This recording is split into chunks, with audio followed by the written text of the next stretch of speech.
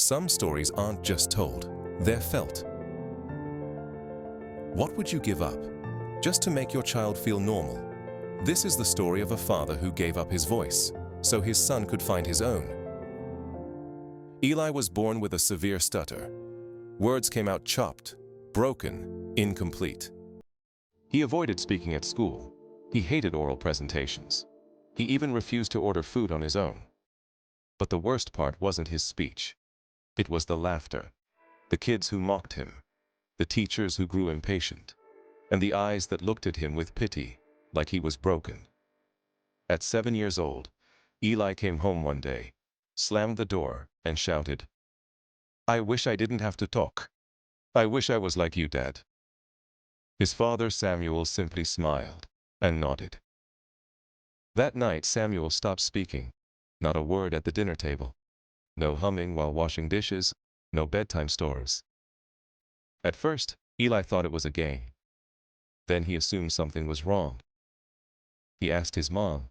She said, "Daddy's fine. He just prefers silence." So Eli began to feel connected. Finally, someone was like him.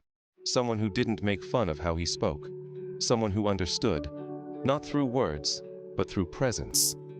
And the next time he went to school, he told his classmates, "My dad doesn't speak either, but he listens, and he gets me." Something shifted. Kids stopped teasing. Some even got curious. Is it genetic? Wow, your dad's like you. Eli started owning his identity. He joined a poetry club. He gave a speech at school, slowly, shakily, but proudly. And through it all, Samuel watched, in silence, clapping quietly in the crowd, tears in his eyes.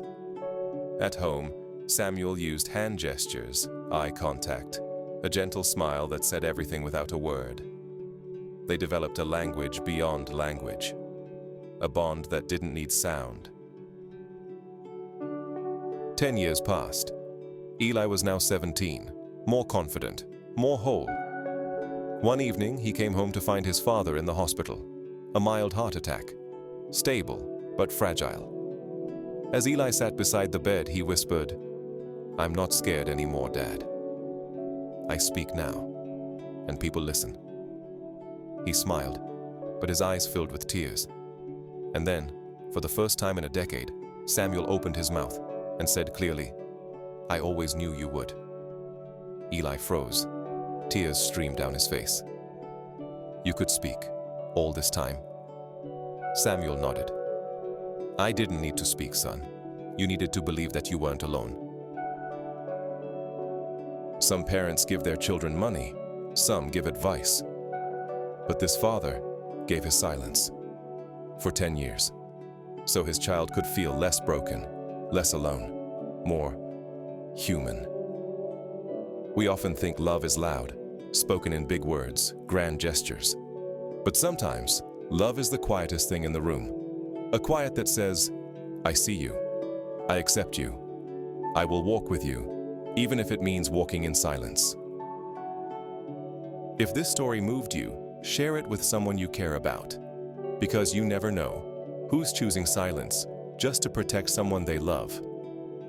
I'm Mr. Bapp, and this was today's life lesson.